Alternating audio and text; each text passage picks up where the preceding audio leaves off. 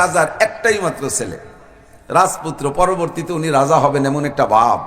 ছেলেটা রাজার ছেলে, সেরকমই সব দিক দিয়ে, মেধাবীও সেরকম, লেখাপড়ায় সেরকম, সব দিক দিয়ে একের। কিন্তু ছেলেটা যখন বড় হয়ে উঠছে, সাবালেগ হয়ে গেছে, তখন ওই ছেলেটা কথা কয় না। আব্বারে আব্বা কয়ে ডাকে না, মা রে মা বলে ডাকে না, কের সাথে কথা কয় না। তো বাদশার ছেলে, পরবর্তীতে সে বাদশা হবে।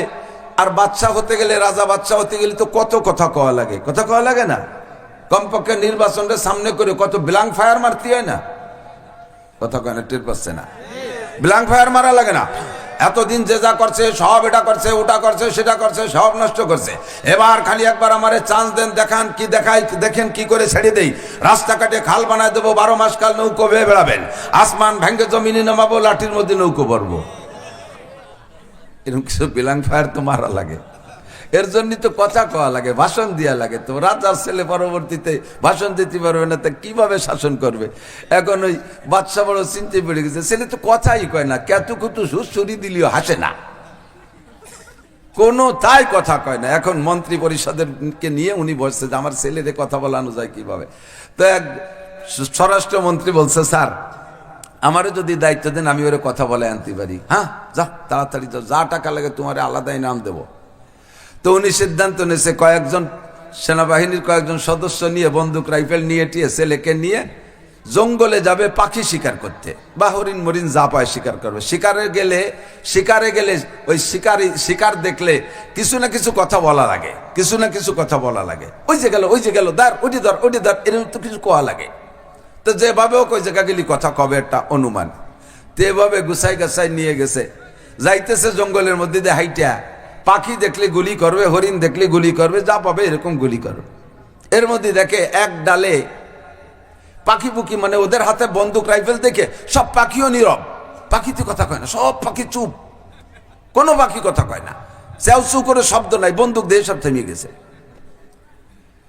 কারণ পাখিরে যদি আওয়াজ না করে, পাতা পুতোর মধ্যে আটকে রয়েছে, পাখি তো জানা যাচ্ছে না কোনটা কোন জায়গা, গুলি করবে কিভাবে, কোনটা শিকার খুঁজে পাচ্ছে না।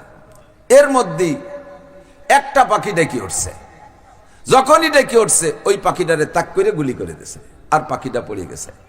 এই সময় বাদশার ছেলে কয়, মান সমাতা না যা, মান সমাতা না যা। জঙ্গলে হাজার হাজার পাখি, কেউ কথা কয় না, কেউ গুলি খেলো না, ও কথা কইয়ে মেরে খেয়েছে। ও যদি কথা না বলতো তাহলে ও গুলি খাইতো। কথা কন, মান সমাতা না যা। আমরা বক্তারা স্টেজে ঘন্টার পর ঘন্টা কথা বলি। এক শ্রেণী শ্রোতা আছে যে তারা কিছু শিখার জন্য আসে, হুজুর বড় আলেম, এত নাম করা হুজুর, অবশ্যই কিছু আধ্যাত্মিক কথা বলবে, অজানা কিছু বলবে, শিখে নেব। আর একদল আসে হুজুরের লুকমা দিতে, দেখি হুজুর কোথায় ভুল বলে, এইটা দিয়ে অ্যাটাক করবো। আছে না নাই? এরকম মানুষ বহুত আছে। তো 2 ঘন্টা ওয়াজ করলাম, তার মধ্যে মুখ পিছলে যদি 2-1টা কথা বেরোই যায়, তা আপনি লুকমা দেবেন কে? আপনি তো চুপ করে বসে রয়েছেন, আপনার তো ভুল হওয়ার ভয় নাই। আর এতক্ষণ কথা বলতে গেলে কত হিসাব করে কথা লাগে, বর্তমান প্রেক্ষাপট আরো কত বেকায়দা। আর আমরা গোপালগঞ্জে মানুষ, বাইরে বেরোরিবারে টেনশনের মধ্যে, তাই আল্লাহ হাসিনের সাথে দাওয়া আমারও না দেয়, এ দুশ্চিন্তায় থাকি। এক কলেজের প্রফেসর আমারে ওয়াজের দাওয়াত দিচ্ছে, কয় হুজুর আমরা অমুক অমুক হুজুরে পাইছি, আপনি আমাদেরকে 1 ঘন্টা সময় দেবেন, মাগরিবের থেকে সন্ধ্যা পর্যন্ত। কি কইছে? 1 ঘন্টা সময় দেবেন, মাগরিবের থেকে সন্ধ্যা পর্যন্ত। আমি বললাম, স্যার মাগরিব কয়টায় আর সন্ধ্যে কয়টায়? সরি হুজুর, মাগরিবের থেকে ঈশা পর্যন্ত। আমি বললাম, একটা কথা কইছেন তাই ভুল করলেন, আর আমি 2 ঘন্টা ওয়াজ করি, এর মধ্যে 5-7টা ভুল হতেই পারে। লুকমা দেন কে? কয় যে আমি তো অবশ্যই কোনোদিন দেবো না লুকমা। মুফতি আরিফ বিল্লাহ সাহেব হুজুর চার দোকানে বসা, সাথে আনুষঙ্গিক আরো পুরো মানে আগের যারা চা খাচ্ছে তারাও বসা। এর ভিতরে একজন এসে হুজুরের কাছে মশালা জিজ্ঞেস করছে, হুজুর মসজিদে মোবাইল পকেটে বাজে উঠলে, পকেটে মোবাইল মসজিদে তাড়াহুড়া করে বন্ধ করতে মনে নেই, এরকম হয় না অনেক সময়। আর মোবাইলের ভিতরে তো কত ধরনের রিংটোন, আমার মোবাইলে ধরেন মমতাজের গান। তো ইমাম সাহেব যখন সূরা ফাতিহা আল্লাহর গান শুরু করছে, আলহামদুলিল্লাহি রাব্বিল আলামিন আর রহমানির রহিম মালিক ইয়াউমিদ্দিন, ইমাম সাহেব আল্লাহর গান গায়, আর আমার মোবাইলই মমতাজের গান গায়, বুকটা ফাটছে যায়, বুকটা ফাটছে যায়। কোন গান শুনবো হুজুর? ওইটা নাই দিয়া কি করবো, মোবাইলের ব্যাপারে পয়সা লাগি। এখন এক শ্রেণীর শ্রোতা আছে, তারা আবার হাদিস ছাড়া মানে না, তাও নর্মাল হাদিস না, বুখারীর হাদিস লাগবে। আর একদল আছে আহলে কোরআন, খালি কোরআন ছাড়া মানতে রাজি না, স্লোগানও দেয় কোরআন, কি বলে, আল কোরআনের আলো ঘরে ঘরে জালো, আল কোরআনের আলো সংসদে জালো, হাদিসের নাম কয় না। এ ওরা রাখবে কায়দা। এখন হুজুরির হঠাৎ দিতে হবে কি দিয়ে, ওয়াই কোরআন আলারে কোরআন দে, আর না আহলে হাদিস আলারে হাদিস দে, আর হাদিস আবার বুখারী শরীফ। আপনারা এই জায়গা যারা আছেন, সত্যি কথা কন দি, কোরআন শরীফের কোন জায়গা কি মোবাইল লেখা পাইছেন? আমাকে তারেক মুনার বলে ডোনাল্ড ট্রাম্পের নাম পাইছে কোরআন শরীফের মধ্যে। বরিশালে কে বলতে কয় হুনলে আসা হে, হুনলে আসা হে, ডোনাল্ড ট্রাম্পের নাম বলে কোরআন শরীফের মধ্যে আছে। কোন পাড়ায়? 31 নম্বর পাড়ায়, তার 30-এর মধ্যে তো নাই। মোবাইলের নাম কোরআন শরীফে আছে পাইছেন কেউ কোন জায়গা? বুখারী শরীফে আছে বলে মনে হয়, আদৌ না। তাহলে এই হাদিসের জব, এই মশালার জব হুজুর কিভাবে দেবে? জিজ্ঞেস করছেন হুজুরের কাছে, হুজুর ভাবতেছে যে ডাইরেক্ট কোরআন হাদিসের মধ্যে নাই, যে কোনোভাবে জড়ায় গড়ায় একটার সাথে মিলাইয়া, যুক্তি দিয়ে মিলাইয়া জব দিতে হবে, যাতে খণ্ডনও করতে না পারে। কথা কন? এর নাম হলো কিয়াস। এর নাম কি? কিয়াস। ইমামে আবু হানিফা রাহমাতুল্লাহ আলাইহির সময়, আমার কিন্তু সুর নাই, আর আমি কোনো ব্র্যান্ডে ওয়াজ করি না। ইদানিং তো ওয়াজ চলতেছে ব্র্যান্ডের ওয়াজ, Siddiqui brand, Ayubi brand, Ansari brand, Charmonai brand. আমার কোনো ব্র্যান্ড নাই, আমার হলো ক্লাস ব্র্যান্ড। যেভাবে ছাত্রদের ক্লাসে পড়াই ওইভাবে। আল্লাহ, ইমামে আবু হানিফা রাহমাতুল্লাহ আলাইহির সময় একটা মাসালা নিয়ে পেঁচ বাইতে গেছে। এক মহিলার স্বামী কঠিন উগ্র, মানে তরকারি রান্না করলে ওই সামান্য নুনের ব্যাস কমেই বউরে তো পিটেবেই পিটেবে, এরপরে তরকারির বল ধরে ডিশ ধরে মাথায় ডালি দেয়। গরম ডালি পুড়তি পুড়তি বিটির পিঠ গাল টোর সব পুড়িয়ে চুলি উঠে গেছে গরম ডালির ঠেলায়। তো এমন এক বেকায়দা, রমজান মাসে তার স্ত্রী রোজা রাখে, সেও রাখে, আর রমজানের রাতে রান্নাটা তো 99% সন্ধ্যার আগেই রান্না হয়ে যায়, ঠিক না? তো সন্ধ্যার আগে যদি কোনো রোজাদার মানুষ তরকারি রান্না করে, তাহলে সে এই তরকারি, ঘরে তো তার সেই জাহেল স্বামী, যদি নুন একটু বেশ কম হয়ে যায়, তাহলে তো তালাক হয়ে যেতে পারে। অনেক কোনো সময় খালি বউরে তালাক দেয় না, শাউরিরও দিয়ে দেয়, আছে না? এর মাত্রা কিছু, তুই তালাক, তোর মা তালাক, যে হুজুর দিয়ে বিয়ে পড়েছে সে হুজুরও তালাক, সে হুজুর শুদ্ধ তালাক দিয়ে দেয়। এমন মাত্রা স্বামী, তার তরকারিতে লবণ বেশ কম হয়ে গেলে তো পিঠির চামড়া থাকবে না। তো এই মুহূর্তে এই মহিলা জিব্বেই দিয়ে, খেয়াল করেন, একটু তরকারি কি একটু ঝোলের কিছু অংশ জিব্বেই দিয়ে লবণ চাকতে পারবে কি না? কতক্ষণ লবণ চাকতে পারবে? দেখছেন ফতোয়া দিয়ে শুরু হয়েছে। আমি যা ঠেয়াবো বলে করছি তাই কই বেলা দিচ্ছে ফতোয়া। কোন কিতাবে পাইছেন? এখন পারবে তো? রমজান মাসে জিব্বে লবণ, ঝাল ইত্যাদি লাগলে এর তো ক্রিয়া কিছুটা কিছু ভিতর পর্যন্ত অনুভব হয়, তাতে কি তার রোজা ভাঙবে না থাকবে? এখন সব মুফতিরা কেউ কোরআন শরীফেও মশলা খুঁজে পাই নাই, হাদিসিও পাচ্ছে না, খুঁজে পায় না, তো পাই না। এখন সবাই করছে যে না, এ মশলা তো কোরআন হাদিস পাওয়া গেল না, এখন এজমা করতে হবে বা কিয়াস করতে হবে, কিছু একটা করতে হবে। তো এই খবর যাইতে যাইতে ইমামে আবু হানিফা রহমাতুল্লাহ আলাইহির কাছে গেছে যে হযরত, এই মাসালাটা আসছে ইস্তেফতা, এর জব কোরআন হাদিসে কি আছে? হ্যাঁ, হাদিসে আছে তো। সব মুহাদ্দিসিনরা হতভম্ব, পুরো হাদিস নবী আলাইহিস সালাম থেকে যা আসছে সেই সময় পর্যন্ত সমস্ত হাদিস মুখস্থ করার মানুষ ওই মজলিসে বসা। তারা কয় হুজুর হাদিস যা আছে সব শুনে দিতে পারি, আপনি তালাশ করে দেন দি কোন হাদিসের মধ্যে আছে যে সালুন জিব্বে দিয়ে চাকলি, জোল জিব্বে দিয়ে চাকলি, রোজা ছোটে না। কন এই সরাসরি এই ভারত কন। উনি বলতেছে, বেটা এর চাইতে কঠিনটা যদি থাকে, দাড়ি দল্লি তো মোষ এমনি আসে, গাই কিনে আনলি পরে বাসুর পিছনে পিছনে এমনি আসে না? তাহলে এর চেয়ে বড়টা যদি আমার কোরআন হাদিসে পাই, তাহলে ছোটটা টুয়ানোর দরকার কি? অত এমনি হয়ে যায়। কয় সেইটা কি? কয় সাহাবায়ে কেরাম যুদ্ধে গেছে, সাগরের পাড়ে যুদ্ধ করছে লং টাইম। এখন যে পরিমাণ পানি তারা মিষ্টি পানি নিয়ে গেছে খাবারের জন্য, যুদ্ধের সময় লম্বা হয়ে যাওয়ার কারণে সেই পানিতে সংকুলন হবে না শেষ পর্যন্ত।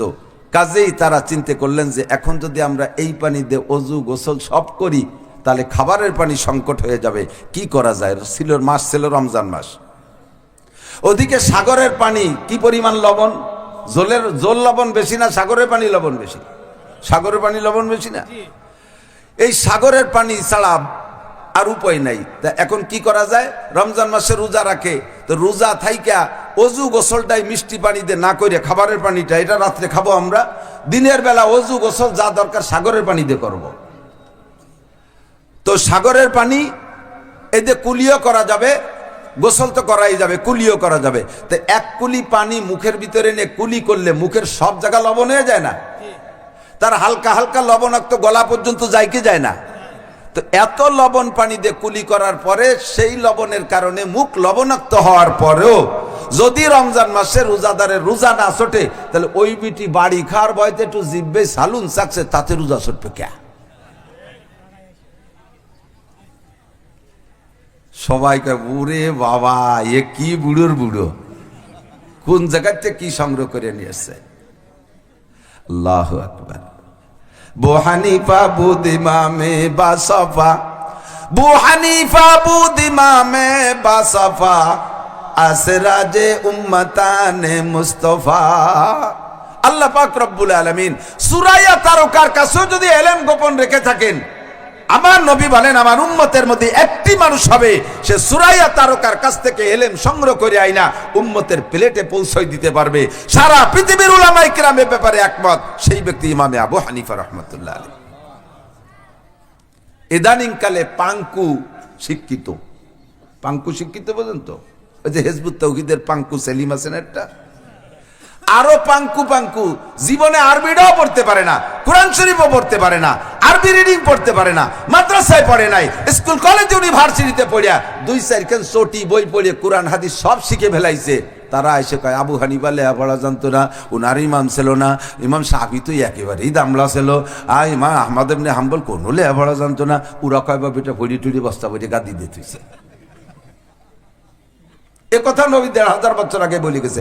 ওয়ালা আনা আখিরু হাযিহিল উম্মতি আউওয়ালাহা, যখন দেখবা উম্মতের শেষকালের কিছু পাঙ্কুরা আইসা আগের বড় বড় মানুষদের সমালোচনা করবে, তাদের সম্পর্কে ইমাম আবু হানিফার নামাজ হয় না, ইমাম শাফির নামাজ হয় না, আরে আহমদ শফি সাহেবের নামাজ হয় নাই, সদর সাহেবের নামাজ হয় নাই, আবুল হাসান যশোরীর নামাজ হয় না, তবলিগ আলাগে নামাজ হয় না, মুফতি আরিফ বিল্লাহর নামাজ হয় না, নামাজ সব খালি ওদের হয়। এইরকম ফতোয়া দেনেওয়ালা এক শ্রেণীর মূর্খ বের হবে কিয়ামতের আগে। কথা বলেন? হুজুরের কাছে জিজ্ঞেস করছে, হুজুর কোন দিয়েছে, তাহলে মোবাইলে কি মমতাজের গান শুনবো না আল্লাহর গান শুনবো? ফতোয়া দেন। হুজুর ভাবতেছেন যে কি দিয়ে কিভাবে মিলানো যায়। তো ভাবতে এদিক দিয়ে চার দোকানে মুফতি তো পাইকারি ধরে বিড়ি খাচ্ছে আর ফতোয়া দিচ্ছে, বিড়ি খাওয়া মুফতিরা জাড়িয়ে ফতোয়া দিয়ে দিচ্ছে, বিড়ি দুমার মুখ ফতোয়া একসাথে বক বক করে বাড়িতে দাঁড়িয়ে। হুজুর আপনি থামেন আমরা কই, হুজুর আপনি থামেন আমরা কই। এত ফতোয়া দিয়ে এত গরজ খেয়া। হুজুরের উপস্থিতিতে আমি একটা উসুল বলে দিয়ে যাই। কোন একটা বিষয়, শরীয়তের বিষয় যদি আপনাকে জিজ্ঞাসা করা হয়েছে, আপনি কোরআন হাদিস পড়িও মাসলাটা জানেন নাই, অথবা কোনো যোগ্য মুফতি আলেমের কাছ থেকে পড়িও আপনি শুনিও আপনি শেখেন নাই, কিন্তু আপনার যুক্তি আর উক্তি আর নিজের জ্ঞান দিয়ে উত্তর দেন। কথা কি বুঝতেছেন? কথা বুঝতেছেন? মাসলা একটা জিজ্ঞাসা করছে, আপনি কিতাব থেকে পড়িও শেখা নাই আপনার ওই মশলাটার জব, অথবা ভালো কোনো আলেমের কাছ থেকে শুনিও শেখা নাই, কিন্তু আপনার কাছে জিজ্ঞেস করে বেলাইছে। এখন আপনার একটা ইজ্জতের ব্যাপার হয়ে গেছে, কারণ আপনি লেখাপড়া না জানলেও ভালো বড় আলেম, লেখাপড়া জানে না কিন্তু বড় আলেম, তার মানে বড় যুব্য গায়ে দিয়া পাগড়ি একটা বান্দা নতুন হজ করিয়েছে, ঠেজন্য বিশাল বড় আলেম, অথচ লেখাপড়া জানে না। এখন এত বড় মানুষ আমার কাছে জিজ্ঞেস করছে, যদি না কতিবাড়িতে ইজ্জত থাকে না, এই ইজ্জত বাঁচানোর জন্য জবাবেরটা দিয়েছেন যুক্তি দিয়ে, কিন্তু আসলে মিলে গেছে, সহি হয়ে গেছে, এটা কোরআন হাদিস অনুযায়ী জব দিয়েছেন, অথচ আপনি পড়েন নাই। কথা কি বুঝছেন? যদি শুদ্ধ হয়, অশুদ্ধ পরে, যদি আপনি শুদ্ধ জবাব দেন, তবু আপনার একটা কবিরা গুনাহ হবে। আপনি জব দিয়েছেন না, এতে একটা কবিরা গুনাহ হবে। কবিরা গুনাহ হবে, আমি তো শুদ্ধ জব দিছি। আসেন বলে দেই কেন হবে। আমার ছোটবেলায় দেখেছি, সে সময় এত ডাক্তার তো ছিল না, ডাক্তার তো কম ছিল, আর এত অভিজ্ঞতা মেশিন পাতি তো কিছুই ছিল না। একটু এই যে কানে দিয়ে